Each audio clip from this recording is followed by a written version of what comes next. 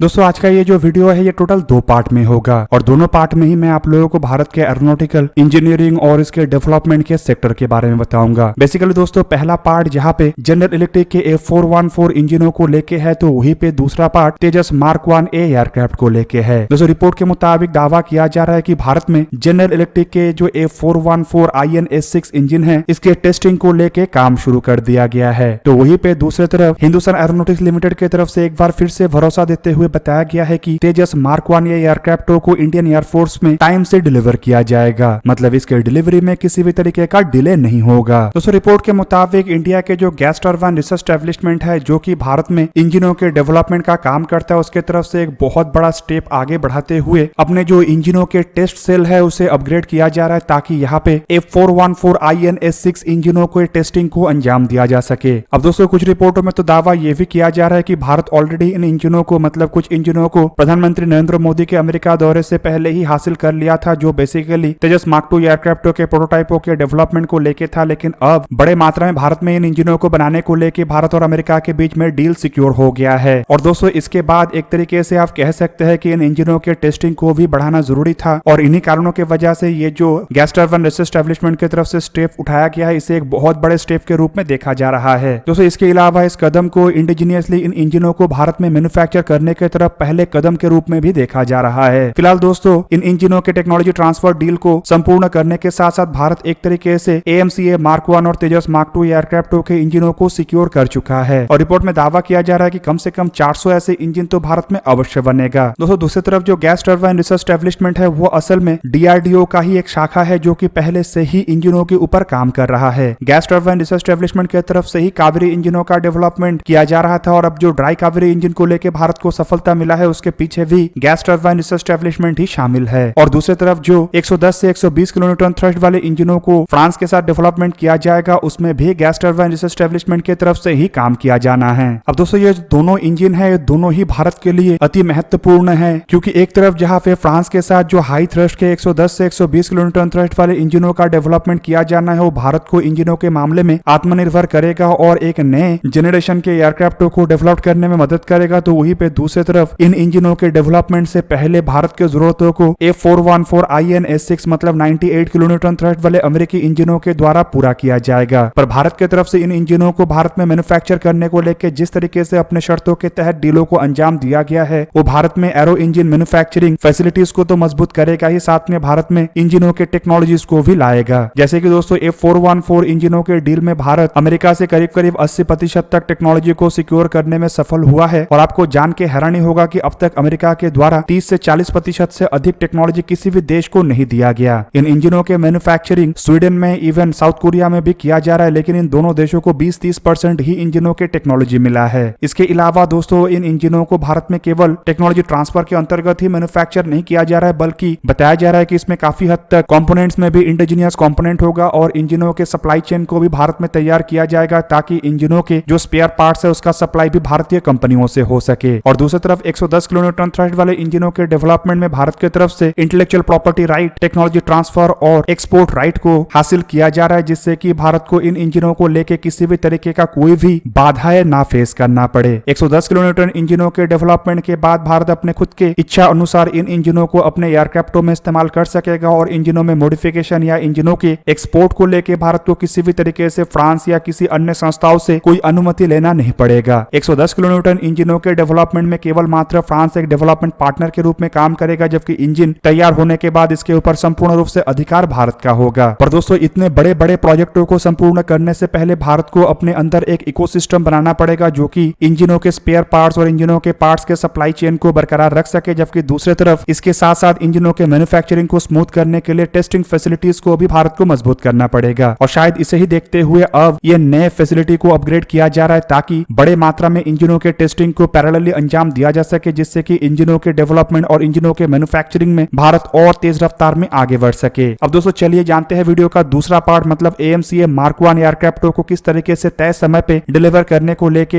Hindustan aeronautics limited की तरफ से और एक बार कमिटमेंट किया गया है। बेसिकली दोस्तों ये जो कमिटमेंट है ये हिंदुस्तान एरोनॉटिक्स लिमिटेड के चेयरमैन और मैनेजिंग डायरेक्टर डॉक्टर CV अनंत कृष्णन की तरफ से किया गया और उनका कहना है कि हिंदुस्तान एरोनॉटिक्स लिमिटेड अपने पहले के कमिटमेंट के अंतर्गत ही तय समय पे मतलब अगले साल के फरवरी महीने से इंडियन एयरफोर्स को तेजस मार्क 1 ए एयरक्राफ्ट 2 का डिलीवरी शुरू कर देगा। फिलहाल इन एयरक्राफ्ट 2 के प्रोडक्शन के काम को अंजाम दिया जा रहा है और पहले जो डिसाइड किया गया था उसी के ही अंतर्गत सबसे पहले 2 न्यूली मैन्युफैक्चर्ड तेजस मार्क 1 ए एयरक्राफ्ट 2 को फरवरी मार्च 2024 में डिलीवर किया जाएगा। दोस्तों यहाँ पे जो तेजस मार्क 1 ए एयरक्राफ्ट है ये असल में लाइट कॉम्बैट एयरक्राफ्ट तेजस की एक एडवांस वेरिएंट है और ये भारत का जो इंडिजिनियस डिफेंस कैपेबिलिटी है उसकी भी एक बहुत बड़ा एग्जाम्पल है और एक तरीके से आप कह सकते हैं कि इंडिजिनाइजेशन के तरफ भारत का ये सबसे बड़ा कदम है। मिनिस्ट्री ऑफ डिफेंस की तरफ से दिसंबर 2021 में करीबन 47,000 करोड़ रुपए के लागत से हिंदुस्तान एरोनॉटिक्स लिमिटेड से तेजस मार्क 1 ए एयरक्राफ्ट को खरीदने को लेकर एक ऑर्डर किया गया था। बेसिकली ये ऑर्डर 83 एयरक्राफ्ट का था लेकिन इसमें 73 तेजस मार्क 1 ए एयरक्राफ्ट जबकि बाकी के 10 एयरक्राफ्ट असल में तेजस मार्क 1 ट्रेनर वेरिएंट एयरक्राफ्ट है। तेजस मार्क 1 ए एयरक्राफ्ट को कई तरीके के नए इक्विपमेंट या फिर कहे तो अपग्रेडेड इक्विपमेंटों से लैस किया गया है जिससे कि इन एयरक्राफ्टों के जो कॉम्बैट कैपेबिलिटी है ये तेजस मार्क 1 एयरक्राफ्टों के मुकाबले में काफी अधिक है। बेसिकली ऐसे अपग्रेडेड इक्विपमेंटों में एक active electronical scan array radar, upgraded electronic warfare suite, beyond visual range air to air missile जैसे इक्विपमेंट शामिल है। हालांकि इसके अलावा बताया जा रहा है कि इसमें कई तरीके के ऐसे एडवांस फीचर्स को जोड़ा गया है जो इसकी ऑपरेशनल इफेक्टिविटी को बढ़ाएगा और इन एयरक्राफ्टों को हाई थ्रेट एयर एनवायरमेंट में भी काम करने में मदद करेगा। मतलब एक तरीके से आप कह सकते हैं कि इन एयरक्राफ्टों के इंडियन एयरफोर्स में शामिल होने पर इंडियन एयरफोर्स के जो कैपेबिलिटी है उसमें काफी गुना वृद्धि आएगा। और दोस्तों तेजस मार्क 1 ए एयरक्राफ्टों का जो सबसे बड़ा बेनिफिट है वो है इन एयरक्राफ्टों को beyond visual range air to air missile जैसे कि अस्त्र जैसे मिसाइलों से लैस किया जा रहा है और दोस्तों इससे इंडियन एयरफोर्स के जो लॉन्ग रेंज में दुश्मनों के एयरक्राफ्टों को निशाना बनाने का क्षमता है वो भी बढ़ जाएगा। फिलहाल अगर देखा जाए तो हल्के वजन के छोटे आकार के एयरक्राफ्ट होने के बावजूद तेजस मार्क 1 और मार्क 1 ए एयरक्राफ्टों को किसी भी भारी और किसी भी मध्यम वर्ग के एयरक्राफ्टों से कमतर एयरक्राफ्ट के रूप में नहीं देखा जा रहा है क्योंकि ये जो एयरक्राफ्ट है ये मल्टी रोल है।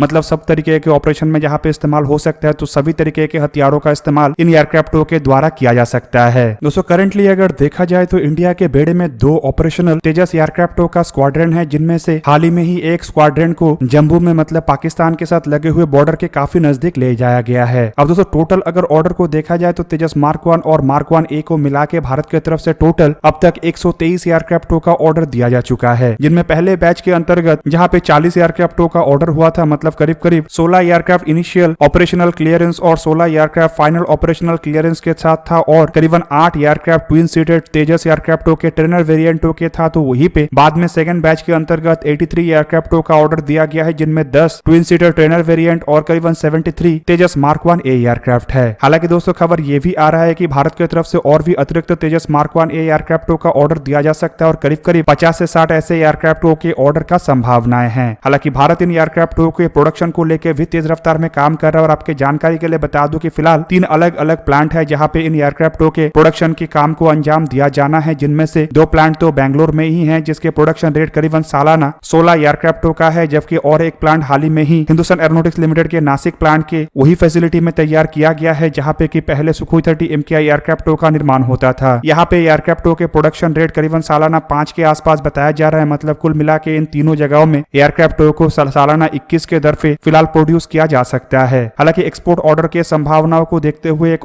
प्लांट का भी जिक्र किया जा रहा है जो संभावित एक्सपोर्ट ओरिएंटेड हो और अगर अतिरिक्त एक्सपोर्ट में ऑर्डर मिलता है तो एक नए प्लांट में सालाना और अतिरिक्त 10 एयरक्राफ्टों को प्रोड्यूस किया जा सकता है। दोस्तों इन सभी चीजों को देखते हुए लग रहा है कि हिंदुस्तान एरोनॉटिक्स लिमिटेड की तरफ से इस बार और एयरक्राफ्टों में डिले नहीं किया जाएगा बल्कि तय समय पे ही भारत को एक एक करके अपने एयरक्राफ्टों का डिलीवरी किया जाएगा। दोस्तों आप लोगों को क्या लगता है कि भारत में ये जो एरोनॉटिकल सेक्टर को लेकर डेवलपमेंट किया जा रहा है चाहे वो एयरक्राफ्टों के डेवलपमेंट हो, इंजनों के ऊपर काम करना हो, भारत को आने वाले समय में किस तरीके से आत्मनिर्भर कर पाएगा, कमेंट करके अवश्य बताइए। दोस्तों आज के इस वीडियो को यही पे ही करते समाप्त। किसी और एक दिन किसी और एक वीडियो में मिलेंगे, तब तक के लिए जय हिंद, वंदे मातरम।